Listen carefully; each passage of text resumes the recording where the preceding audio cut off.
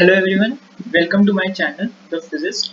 On this channel, I'll post videos on class 11th and 12th physics focusing on syllabus of CBSE boards. So without any delay, let's start with class 12th physics unit 1. Unit 1 electrostatics. So what do we understand by electrostatics? Electrostatics का मतलब क्या है? Electrostatics जो है वो दो words से मिलके बना है, electro और statics. इलेक्ट्रो का मतलब होता है चार्ज, इलेक्ट्रो का मतलब हो गया इलेक्ट्रिक चार्ज, और स्टैटिक्स का मतलब हो गया एट रेस्ट. तो इलेक्ट्रोस्टैटिक्स को अगर हम जोड़ के पढ़ें तो ये क्या हो गया, इलेक्ट्रिक चार्ज एट रेस्ट. तो इलेक्ट्रोस्टैटिक्स की डेफिनेशन क्या हो जाएगी, it is the branch of physics. किसके अंदर आती है ये, फिजिक्स के अंदर आती है. Physics in which we study about the charge at rest. ये बात ध्यान रखिएगा, ये सिर्फ उस चार्जेस के लिए होती हैं जो एट रेस्ट है, मतलब जो रेस्ट पे है. अगर चार्ज मूविंग है तो वो हो जाता है इलेक्ट्रिक करंट, मतलब वो इलेक्ट्रोस्टैटिक्स नहीं रहता. अब इलेक्ट्रोस्टैटिक्स की जो वैलिडिटी है, मतलब इलेक्ट्रोस्टैटिक्स कहाँ कहाँ वैलिड है, वो होता है बहुत ही माइन्यूट चार्जेस के लिए. मतलब it is valid for charges whose magnitude is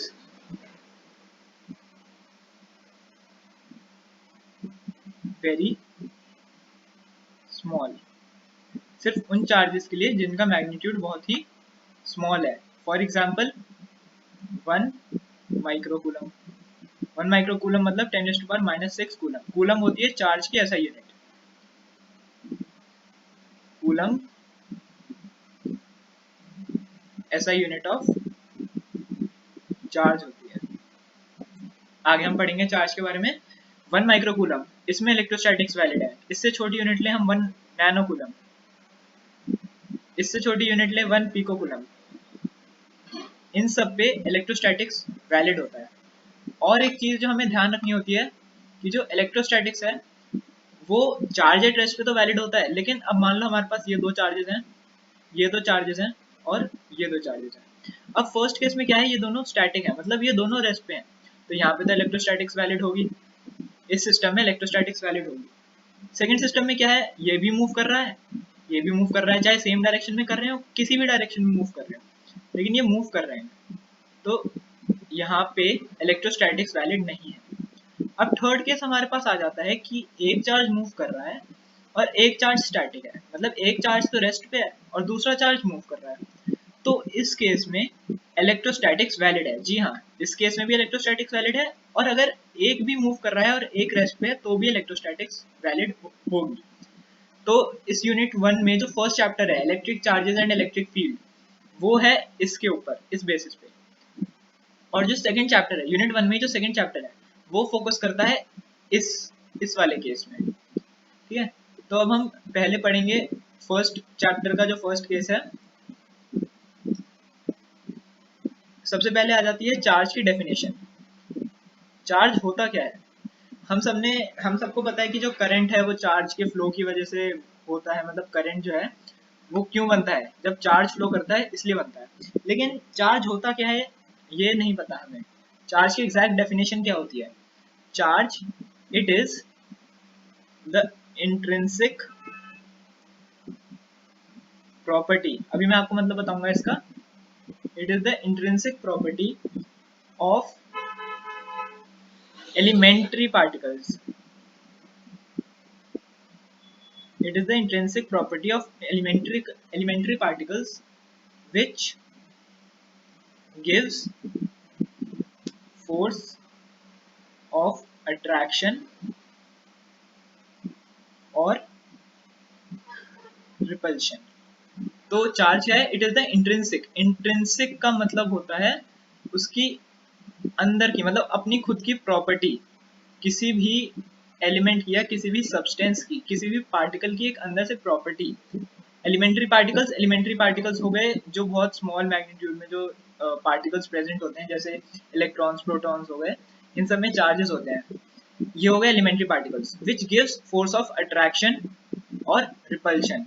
attraction और रिपल्शन हम सबको पता है, जब दो नेगेटिव चार्जेस या दो पॉजिटिव चार्जेस एक दूसरे के पास आते हैं तो ये एक दूसरे को रिपेल करते हैं। तो ये तो हो गया फोर्स ऑफ रिपल्शन। और एक नेगेटिव और एक पॉजिटिव चार्ज एक दूसरे को अट्रैक्ट करेगा, तो ये होता है फोर्स ऑफ अट्रैक्शन। ठीक है, अब आगे पढ़ते हैं टाइप्स ऑफ चार्ज के बारे में। चार्ज जो है वो, अच्छा एक और चीज, जो चार्ज है उसकी डिस्कवरी किसने की थी? कूलम ने। तभी इसकी एसआई यूनिट जो है वो कूलम है। चार्ज की डिस्कवरी कूलम ने की, लेकिन अब चार्ज के दो टाइप्स होते हैं, टू टाइप्स ऑफ चार्ज। इसकी डिस्कवरी की किसने की? डिस्कवर्ड बाय, किसने की? ड्यूफे ने। ये नाम आप याद रख लेंगे, बाय ड्यूफे। और थर्ड हो जाता है नेचर। इसने ये तो बताया कि दो टाइप्स होते हैं, ड्यूफे ने बताया कि चार्ज के दो टाइप होते हैं, लेकिन उसने ये नहीं बताया कि वो उनका नेचर क्या होता है, मतलब वो किस टाइप के होते हैं। तो नेचर मतलब पॉजिटिव एंड नेगेटिव चार्ज, ये हमें बताया था बेंजामिन फ्रैंकलिन ने। ये हमें बताया था बेंजामिन फ्रैंकलिन ने, ये नाम भी आप याद कर लेना। और बाकी कूलम ने चार्ज की डिस्कवरी की थी, ये तो आपको याद रखना है। उसके बाद अब अच्छा, बेंजामिन फ्रैंकलिन ने किस बेसिस पे बताया कि कोई चीज पॉजिटिव है कोई चीज नेगेटिव है? इसका कुछ बेसिस भी तो होगा ना। तो अगर कोई भी बॉडी पॉजिटिवली चार्ज है, इसका मतलब क्या है कि उसमें प्रोटॉन्स ज्यादा हैं और इलेक्ट्रॉन्स कम है, क्योंकि इलेक्ट्रॉन्स में होता है नेगेटिव चार्ज और प्रोटॉन्स में होता है पॉजिटिव चार्ज। तो अगर कोई भी बॉडी पॉजिटिवली चार्ज है मतलब उसमें प्रोटॉन्स ज्यादा है, लेकिन हम सबको पता है प्रोटॉन्स जो है वो सेम रहते हैं, इलेक्ट्रॉन्स जो हैं वो मूव करते हैं। प्रोटॉन्स तो स्टेशनरी रहते हैं ना, न्यूक्लियस के अंदर रहते हैं। इलेक्ट्रॉन्स जो है उनका मूवमेंट होता है। तो अगर कोई भी बॉडी पॉजिटिवली चार्ज है, इसका मतलब यह है कि इलेक्ट्रॉन की कमी है उसमें, इलेक्ट्रॉन डेफिसिट। इलेक्ट्रॉन डेफिसिट का क्या मतलब हो गया? इलेक्ट्रॉन्स की कमी हो गई उसमें। और अगर नेगेटिव चार्ज है तो इलेक्ट्रॉन्स जो है वो एक्सेस में प्रेजेंट है, मतलब प्रोटॉन्स तो उतने के उतने ही है। इलेक्ट्रॉन, अगर एक इलेक्ट्रॉन ज्यादा है तो वो बॉडी नेगेटिव चार्ज हो गई, एक मतलब कितने भी इलेक्ट्रॉन ज्यादा है तो वो नेगेटिवली चार्ज हो गई, और कितने भी इलेक्ट्रॉन्स कम है वो पॉजिटिवली चार्ज हो गई। और अच्छा एक और चीज हमने अभी ऊपर पढ़ा था कि दो पॉजिटिव चार्ज और दो नेगेटिव चार्ज एक दूसरे को रिपेल करते हैं, मतलब हम बहुत पहले से पढ़ते आ रहे हैं कि लाइक रिपेल ईच अदर और अनलाइक अट्रैक्ट ईच अदर। लेकिन इसमें हमारे पास एक केस होता है कि मान लो हमारे पास दो पॉजिटिवली चार्ज स्फीयर है, ठीक है। हम इसमें से एक स्फीयर का चार्ज तो है 1 माइक्रोकूलम और दूसरे स्फीयर का चार्ज है 100 कूलम। तो अगर हमने जो अब तक पढ़ा है उसके हिसाब से तो ये दोनों पॉजिटिव चार्ज हैं, तो इन दोनों को रिपेल करना चाहिए था। लेकिन इस केस में क्या होता है कि इसका मैग्नीट्यूड जो है, ये ए वाले का जो मैग्नीट्यूड है वो बी वाले से बहुत छोटा है। जो ए का जो मैग्नीट्यूड है वो बी वाले से काफी ज्यादा छोटा है। देखो ना, ये कितना है, 10⁻⁻6 कूलम, और ये कितना है, 100 कूलम। तो जब ऐसा हो कि एक स्फीयर का चार्ज दूसरे स्फीयर के चार्ज से बहुत ज्यादा कम है, इसका मतलब ये होगा कि जो स्मॉल मैग्नीट्यूड वाला पॉजिटिव चार्ज है वो अट्रैक्ट करेगा, वो अट्रैक्ट हो जाएगा बिगर मैग्नीट्यूड वाले चार्ज से। उसके बाद पढ़ते हैं conservation of charge. Conservation of charge क्या होता है? जैसे कंजर्वेशन ऑफ मास होता है, कंजर्वेशन ऑफ एनर्जी होती है, वैसे ही होता है conservation of charge. Conservation of charge का मतलब क्या होता है? For an isolated system,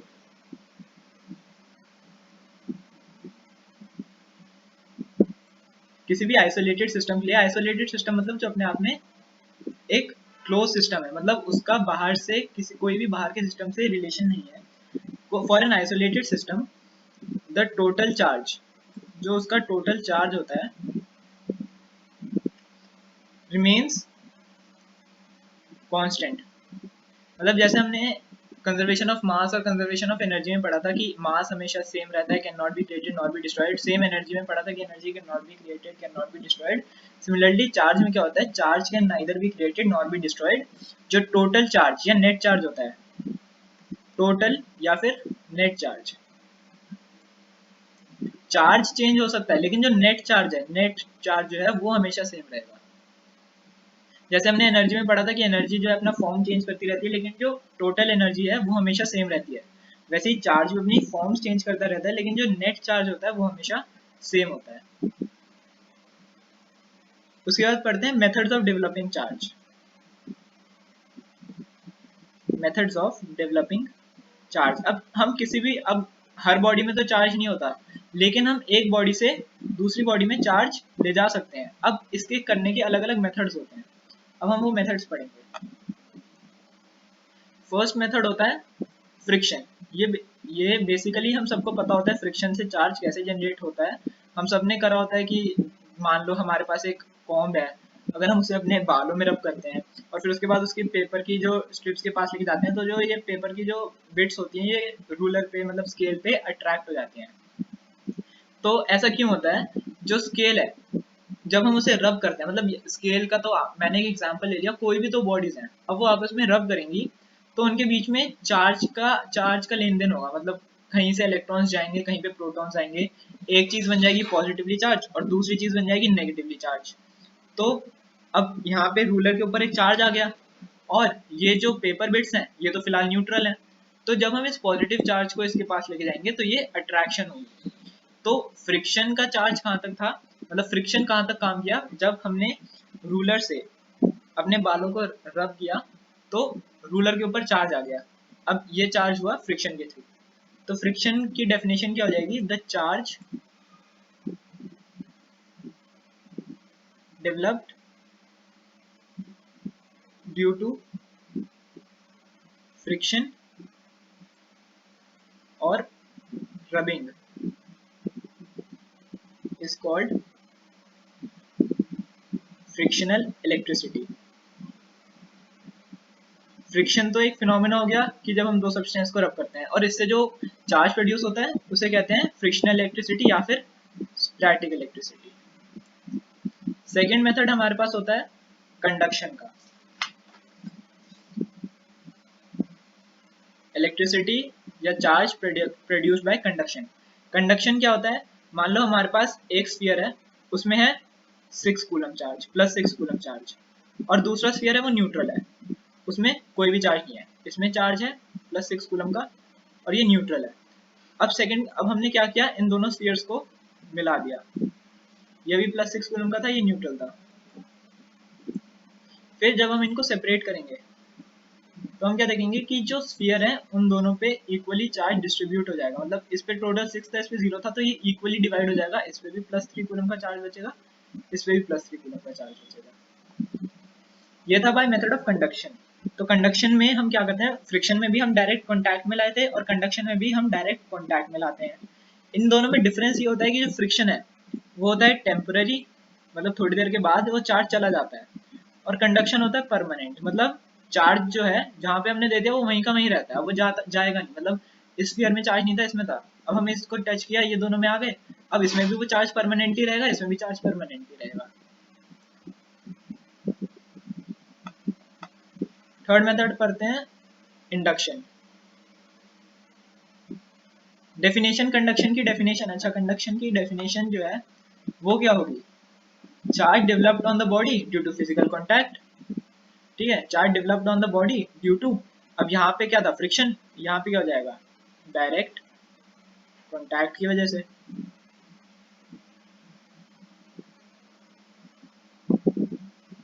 third था इंडक्शन। अब इंडक्शन में क्या होता है, इंडक्शन में फ्रिक्शन और कंडक्शन में तो हमने देखा कि दोनों में हमें दोनों बॉडीज को कॉन्टैक्ट में लाना पड़ा, इंडक्शन में क्या होता है कि हमें बॉडीज को कॉन्टैक्ट में लाने की जरूरत नहीं पड़ती, इट इज द, और ये टेम्पररी इलेक्ट्रिफिकेशन के लिए होता है, मतलब ये परमानेंट था, फ्रिक्शन टेम्पररी था, इंडक्शन भी टेम्पररी होता है। तो इसकी डेफिनेशन लिख देता हूं, it is the phenomena of temporary electrification temporary electrification of a conductor in which, इसमें क्या होता है, अपोजिट चार्ज, मतलब अगर एक तरफ पॉजिटिव है तो दूसरी तरफ नेगेटिव चार्ज आ जाएगा। Charge appears on one and, या फिर हम कहेंगे क्लोजर एंड, एक मिनट, क्लोजर एंड और similar charge at further and. मतलब क्या हुआ इसका, जैसे हमारे पास इसका एक एनसीईआरटी में जो एग्जाम्पल है वो भी इसी के बेसिस पे है कि हमारे पास एक रॉड है, वो है पॉजिटिवली चार्ज, और ये है एक स्फीयर जिसमें पॉजिटिव चार्ज भी है और नेगेटिव चार्ज भी है, और ये दोनों मतलब ऐसे ही रैंडमली मिक्स हो रखे हैं हर जगह, पॉजिटिव एक मतलब पॉजिटिव और नेगेटिव दोनों हैं।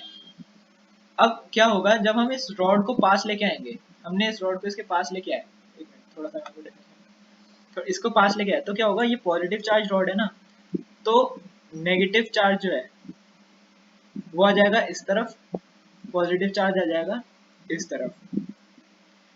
और सिमिलरली अगर हम नेगेटिवली चार्ज रॉड लेके आते हैं तो यहाँ पे वैसे रैंडमली चार्जेस डिस्ट्रीब्यूट थे, यहाँ पे क्या होगा, पॉजिटिव चार्ज आ जाएगा, यहाँ पे नेगेटिव चार्ज आ जाएगा। अब जब हम इस स्फीयर को अर्थिंग कर लेंगे, अर्थिंग में आपको बताता हूँ क्या होता है। अर्थिंग होता है जब जो एक्सेस चार्ज है किसी भी कंडक्टर में, किसी भी सब्सटेंस में जो एक्सेस चार्ज होते हैं, उन एक्सेस चार्जेस को अर्थ में भेजने के प्रोसेस को हम अर्थिंग कहते हैं। तो अब इससे क्या हुआ, नेगेटिव चार्ज तो अर्थ में चले गए, तो ये रॉड तो अभी भी नेगेटिवली चार्ज है, अब हमने इसे हटा लिया। अब पहले ये न्यूट्रल था, अब इससे नेगेटिव चार्ज चले गए, तो ये क्या हो गया, पॉजिटिवली चार्ज बन गया। तो इससे हमने क्या किया, बिना छुए, हमने छुआ थोड़ी ना, हमने तो दूर दूर रखा, इनके बीच में गैप मेंटेन था, लेकिन तब भी जो दूसरा सब्सटेंस मतलब जो दूसरा कंडक्टर था जो पहले न्यूट्रल था, उसमें चार्ज आ गया है। कौन सा चार्ज, पॉजिटिव चार्ज। तो ये मेथड था इंडक्शन का। तो इस वीडियो में सिर्फ हम यहीं तक पढ़ेंगे, अब अगली वीडियो में हम पढ़ेंगे कूलम्स लॉ, जो बहुत ही इंपॉर्टेंट टॉपिक है।